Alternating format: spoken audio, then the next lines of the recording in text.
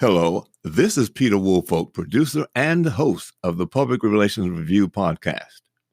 When I conceived this program, my idea was to provide public relations practitioners with a wide variety of solid, useful information and guidance from public relations professionals across America. And we are doing that.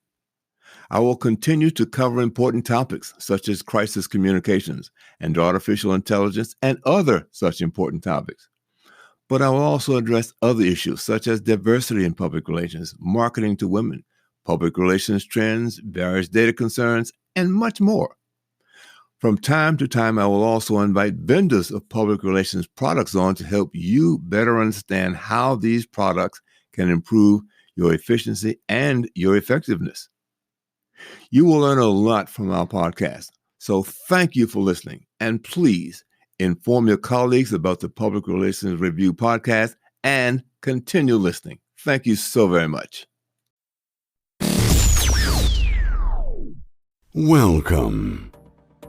This is the Public Relations Review podcast, a program to discuss the many facets of public relations with seasoned professionals, educators, authors, and others.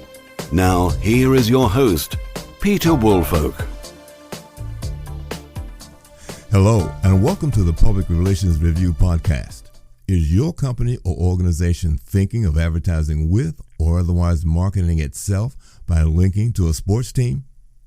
My guest today says there are at least 5 important points you should consider before taking that leap. Joining us today from Fullerton, California is Dr. Joshua Dorsey, an assistant professor of marketing at California State University's Mahalo College of Business and Economics, where he focuses on consumer behavior, marketing, public policy, and other topics. Dr. Dorsey, welcome to the program. Hello. Thank you for having me today. I appreciate it. It's a beautiful Southern California day, and there's nothing else that I would rather be doing than to be here with you. Well, I wish we could all be so lucky with that weather. So let me ask you now. So whether it's football, track and field, soccer, baseball, basketball, or motor racing, what are those issues that companies should consider before taking that marketing plunge with a sports team? Well, yeah, absolutely. I think that when a company wants to think about taking that dive in terms of making an association between their brand, their company, the products that they provide, and some other type of external brand, I think the first thing to try to keep in mind is just the compatibility of those two brands. For us in marketing, it's something that we call co-branding, and I think that first and foremost, it's good to understand what another brand or team is trying to do and make sure that you all are along the same path and that you kind of just see the marketplace in a similar way. That's going to be an important step as you proceed in those relationships. And I think, first of all, is knowing what your company wants to do, what your brand would like to present to the consumers in the marketplace, and that's going to be kind of an underlying component of making sure that there's compatibility with that other brand that you want to step out to. Now, this compatibility you mentioned, is that in service to the public, consumer acceptance? How do you look for that compatibility? Oh, absolutely. So when I speak in terms of compatibility, I'm thinking first initially about the considerations in terms of what does my brand represent? What is the identity of my brand? It's something that we think about all of the time in communications and marketing, trying to understand what do I really want to convey for my brand. And that's the brand identity. And there's something also called the personality of a brand. So you don't really want, brands that don't have the same kind of image, the same personality, kind of the same philosophy of what their brand is about and how they engage their marketplace. Those two things can conflict, and they can ultimately into confusing messages and confusing context with your consumer base. So I'm thinking about that first thing first. But then also just making sure that, again, you're aligned in the bigger picture of those two brands and saying, do we want the same thing from a co-branding strategy overall? Are there certain consumer outcomes that we're looking for? Things like brand awareness, or am I looking to try to drive revenues from a co-branding strategy and a campaign that we're working on together? So kind of micro picture, and then in the bigger overall picture of making sure that those brands are appropriate. Now, should this be done, when you say making sure they're appropriate, should this be done, would a company look at this organization's advertising, what they've been doing, make some decisions from that, or would they actually meet with the team leadership to discuss how it could work? Oh, yeah. So for me, I always recommend to clients, to anyone that I'm speaking to make sure you get an idea, first and foremost, from that brand itself. That means talking to people, developing relationships. And for us in marketing, the communications, and also for the public policy side of it too, we always are thinking about relationships and understanding that those are the most powerful things that are making things work behind the scenes. So there's a lot of work that goes on that people usually don't see when two brands kind of align and get together for a campaign like that.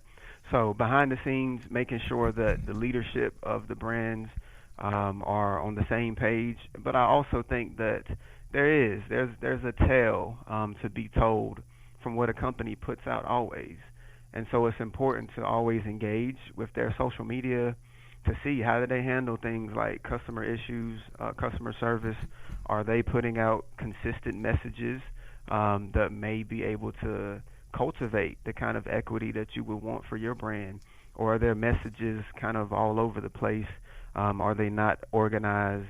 So I would just look out for things like that through traditional advertising. If it's a firm, that has the resources where they're doing that, it may be down on, again, social media or a local advertising level as well, where you can kind of feel the essence of a company and a brand, and then kind of just make sure that the administrative people are aligned with that as well. And we call that the why, trying to figure out the why, the heart and soul of a company, and why they do what they do. So I'd imagine a lot of this is let's say, early work. You can get this sort of thing from looking at the advertising past and present to get some idea of where they stand on some issues.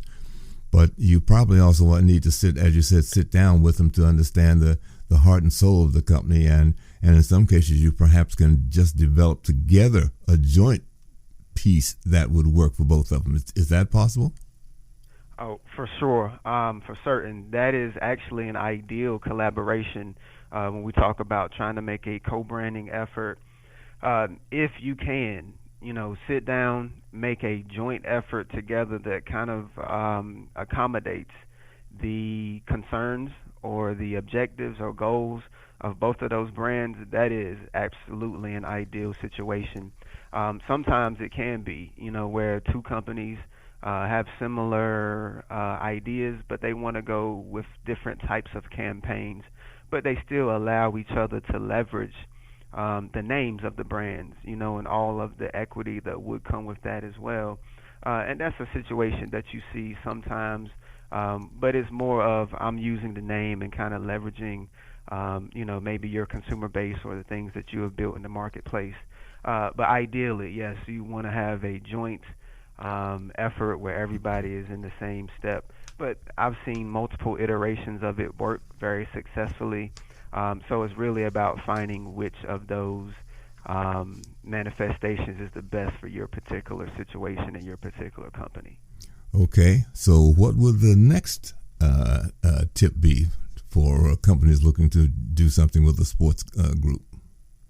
Well, sure. So when we talk about the things that we just mentioned, those are more of understanding what your game plan is, and again, understanding the game plan of whoever you want to try to associate your brand with, whether it's a sports period, whether it's a particular team. And I've seen both of these types of relationships be established But that's part of the game plan, understanding yours, understanding a joint game plan, and just how you see that vision so it can be executed. Then the next thing that we really look for and want to think about, I call it the runner pass for this context. And I think it's a very important step as well, something that's often overlooked a little bit. I touched on it briefly when I said understand what types of outcomes that you all want for the brands, because there are campaigns that have different purposes when we engage with the public, from a PR, from a communications or marketing perspective.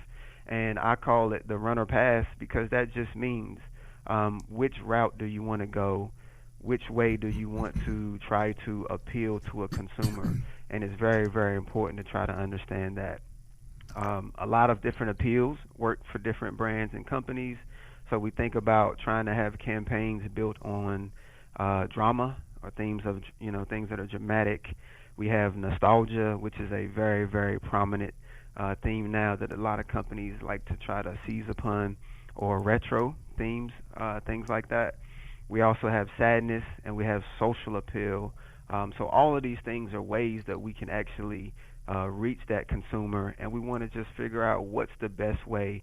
It kind of is an offshoot of the overall game plan, but then figuring out how you want to do that and what's the best way to collaborate with another brand and another company to get to those outcomes. The other thing I think is, do you want to just engage with consumers to spread the name of your brand? And I think that's something that's really lost on people. That's more towards brand awareness. And that's a great thing. GoDaddy.com is a brand that has tremendous awareness in their space of what they do, web hosting. So it has tremendous awareness, but often they try to engage and have advertisements. It's not about driving revenues. So those are two very different designs in terms of, again, the runner pass. Which route do you want to go, not just in how you appeal, but then what outcomes are you looking for as well? So is it about driving revenues and try to do promotions, or is it about just merely getting your name, broader and more aware into that consumer base? One of the things you brought up when you said, could it be drama, nostalgia, sadness, in determining it sounds to me like there's going to be some testing needed. In other words, the consumer test, let's try this one, let's try that one, and find out which one resonates better with the consumers you're trying to reach. For sure, absolutely. A very, very astute comment.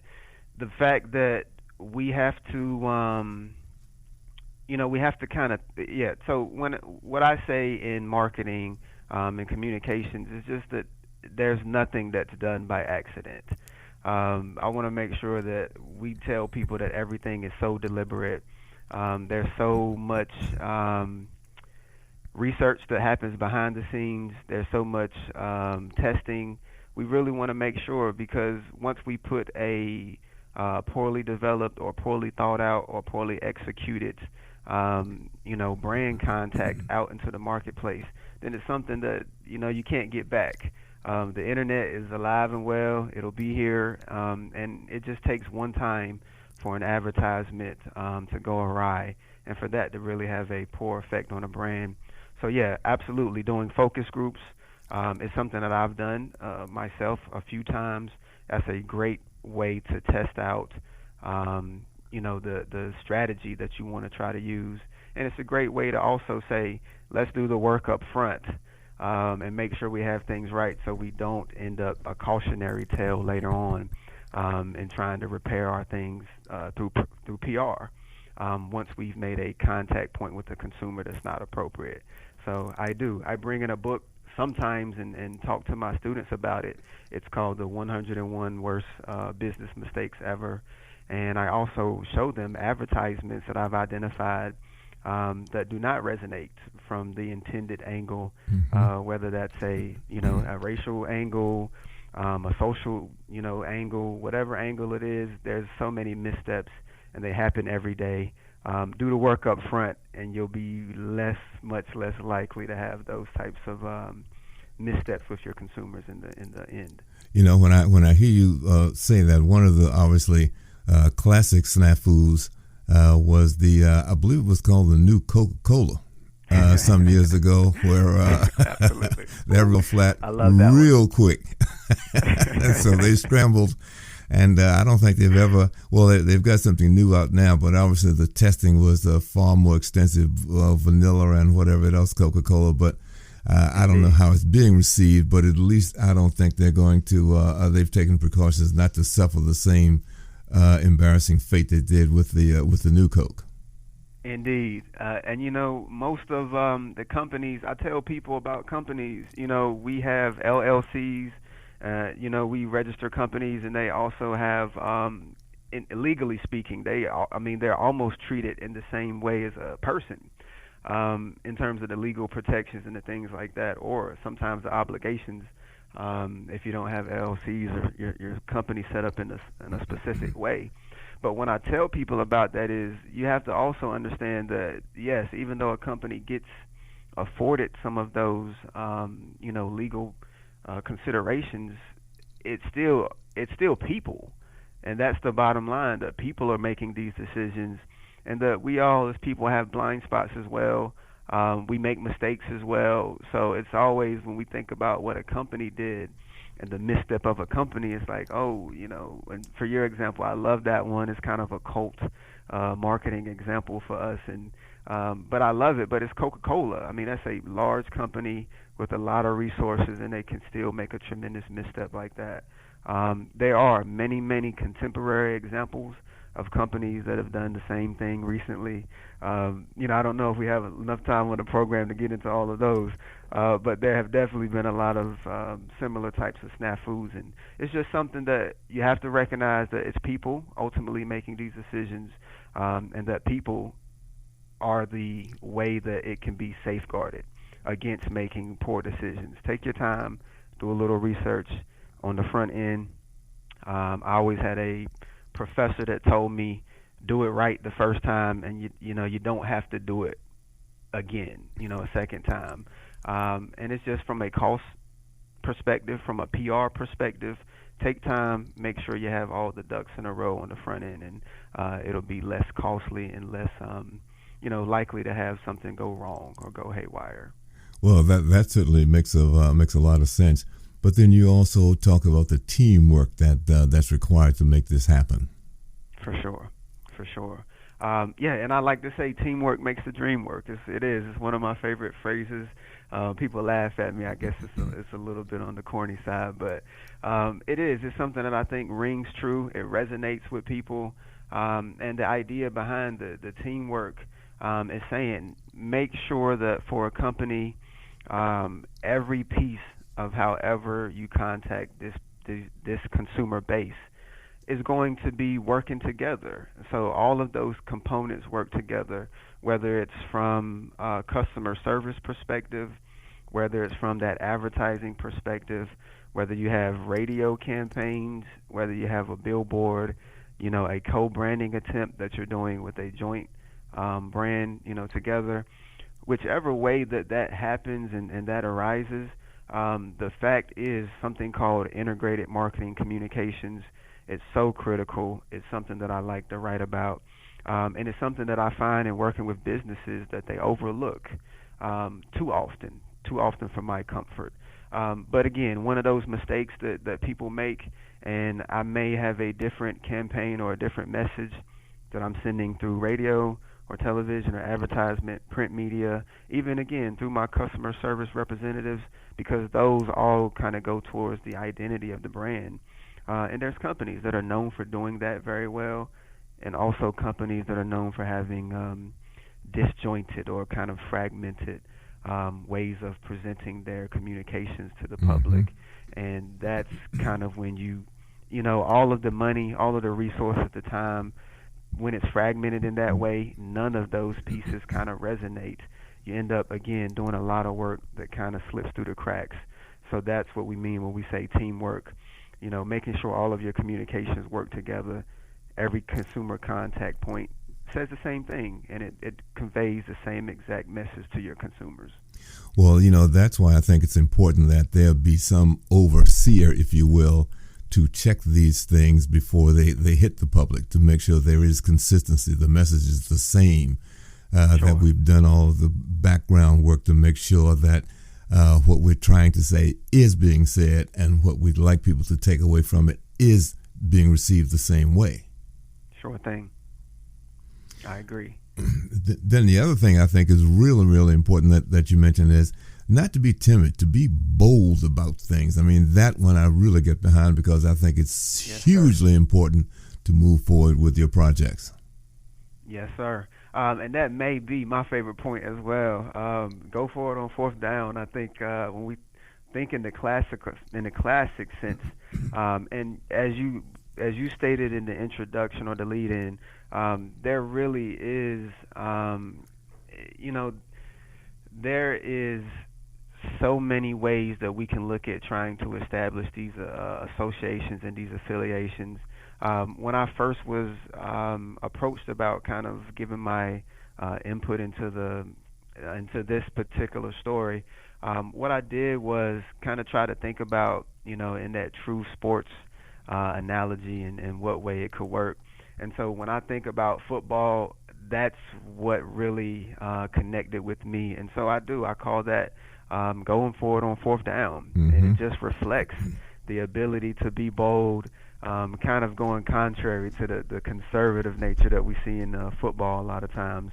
I always said, if you can get 3 or 4 or 5 yards on first down, why couldn't you get it on fourth down? It's the same down. You have one try, and if I average 5 yards per play over the season, why would I not go for it on 4th and 1? It's just a conservative nature that's built into the particular sport, and I understand it. But I also say, when we translate this over into what we want to do with our brand strategies, communicating again with our base of people, I want to make sure I encourage people and know that I 100% advocate for being bold. I also say be calculated and strategic, however. So being bold doesn't mean being reckless. It doesn't mean, handling your resources in a wanton manner. But it does mean make sure that you're able to try to strike a chord in your consumer base that's really going to connect, something that's daring, something that hasn't been done before. Don't be afraid to push those boundaries.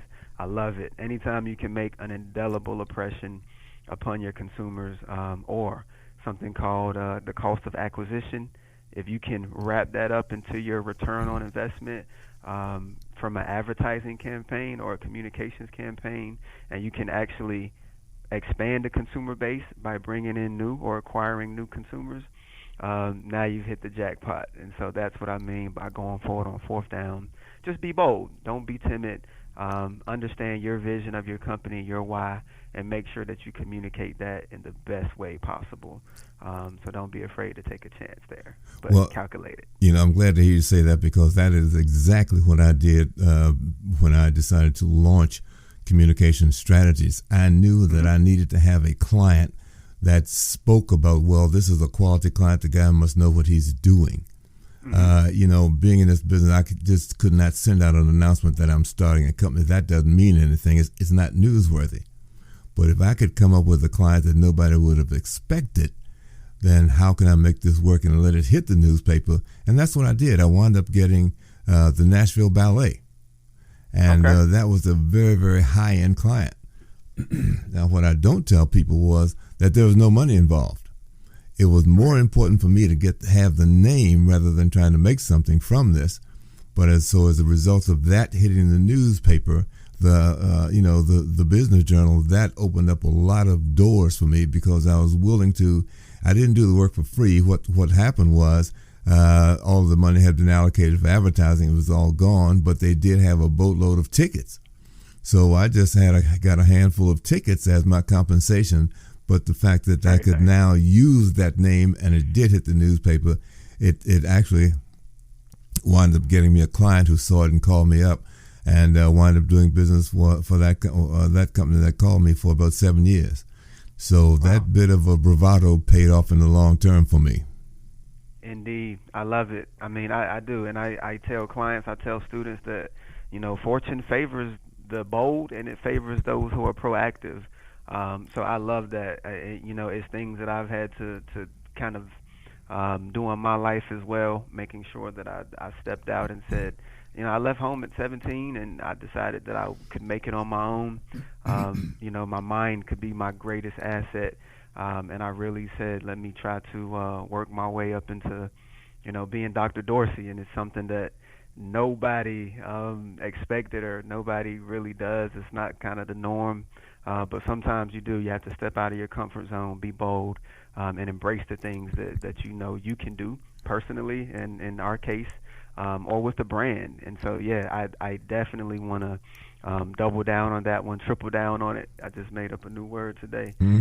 But triple down, I think is so essential in terms of a mindset when you're approaching your consumers and you want to connect. Make sure that it resonates. And I have students from nonprofits or not-for-profits. I have students, from traditional for-profit companies and everything else in between. All of these skills are relevant and necessary. So no matter what kind of angle you're taking with it, what industry you may be in particular, that's something that I can recommend pretty much across the board. Be bold. And sort of tying into that, one of my other things that I tell students when I lecture to them, and my position as well, is don't be afraid to fail. Now, that doesn't mean you go down the tubes because you didn't do anything at all. It means that based on your calculations and how you design things, something along those lines, it did not work. Doesn't mean that you need to give up. It means that maybe you need to go back, recalibrate it, tweak something, add something that you left out. But if you're not willing to take that chance, then chances of success start to diminish after that. Absolutely. I couldn't have said it better. I like that. Very articulate. I love that one. Well, now the best part is once you've taken these steps and implemented them and it works, you say that it's time to celebrate after that. Well, I'll say this as well. This one was one that I definitely did think about football. And, the football celebration rules have kind of went back and forth of what you can and can't do. So in my mind, I'm thinking absolutely make sure that you celebrate, but don't get a penalty flag for the excessive celebration. They do choreographed dances and all of the things like that now. I love it from an entertainment standpoint, and I think the coaches may not love it as much as I do. But when I talk about it in terms of, the business or the communication standpoint, I mean a similar thing. But when I talk about the celebration, it means know that you've done something that is a success. Know that you've done something constructive and positive, which, using our extended football metaphor, would be the touchdown. I mean, you scored, that's points. And the name of the game is to have more points than the other team. So that's definitely a positive step forward. That's an asset within that game. And so I'm just trying to articulate that, put it in a way that people can really connect to say, yeah, I've done something well, but let's not celebrate, too much where we get off track. So I talk about making sure after the fact, after a campaign, after you've launched with a co-branding effort, make sure that you feel good about it. Make sure that you do take time to celebrate the little moments, those little successes. But again, a touchdown doesn't mean that you won the game either. So celebrate, have a moment, but it also says get ready to re-engage with new consumers, as I talked about going forward on fourth down. You may have new consumers, and that's a great thing, the acquisition of new patrons or new customers. But now what do I have to do? The work really starts all over again. If we think about from the beginning in the first step of how do I engage with these consumers, how do I continue to communicate my message? And to me, that's similar to the football game. If you score, it doesn't mean you won the game. It could be a 10-7 game and you need another score. But it just says I got to go back on offense, and I have to try to do this again. So what I thought about with that one was making sure that people understand it's fine to take a moment, but then you have to get back in the game, celebrate what you've done, especially if you've executed with the right type of deliberate strategy that we've talked about. But also be ready to come back on offense the next possession and re-engage any new consumers to try to reinforce the messages that you did in the campaign, and to also say what other future considerations can I start to do. How do we learn? As we talked about Coke, how can we learn from our mistakes? How can we move forward? How can we assess the things that we've done better or that we have done well, and then try to move forward from that? So it's kind of a twofold thing. Absolutely be ready to celebrate. You did something well. Celebrate the small successes. That's any size business, from the smaller entrepreneurship, sole enterprises, the one person, and that's all the way up to the Fortune 500 companies. Take moments to celebrate the great things that you've done, but get ready to re-engage your consumers and be back on offense. And not only that, to also make sure that you continue to deliver the expectations that consumer has expected of you.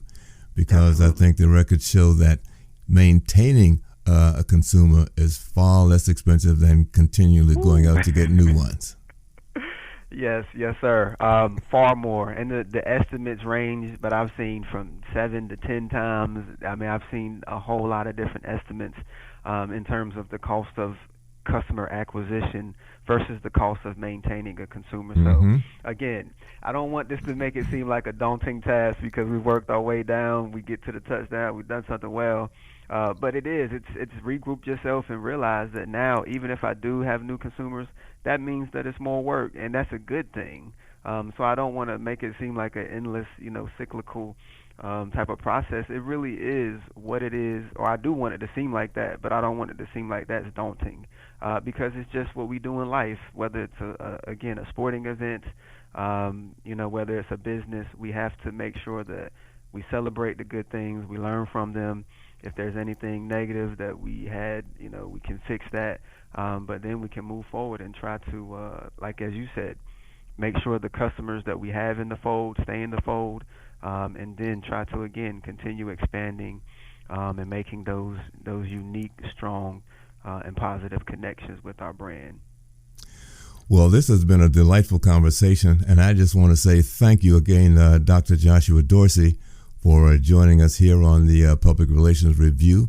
And we certainly want to stay in touch with you because perhaps you have some other wisdom that you can impart to us at another time. Well, absolutely. That is a tempting invitation, and it's one that I'll definitely make sure I hold you to. It's been an absolute pleasure for me to be here today, be able to talk things, discuss things that I enjoy, things that I'm passionate about, anything related to, advertising, marketing, PR, communications. They're all things that make my heart very happy. So I'm glad to have been here. Thank you for the time. I have research that covers, the issues of the burgeoning cannabis marketplace and how do we engage with that as consumers. What information do consumers need to protect them? I have some research on the healthcare marketplace and how consumers can make better financial decisions there. So there's a lot of cool things. If any of that is of interest, I would love to come back and share those one day as well. It's just always about the consumer, but I'm glad that I could be here representing Mahalo College today, California State University Fullerton, and glad that I could be a part of it. And so thank you. Well, let me say thank you again, and also let me say thank you to my listeners for being with us, and please look forward to joining us for the very next edition of the Public Relations Review.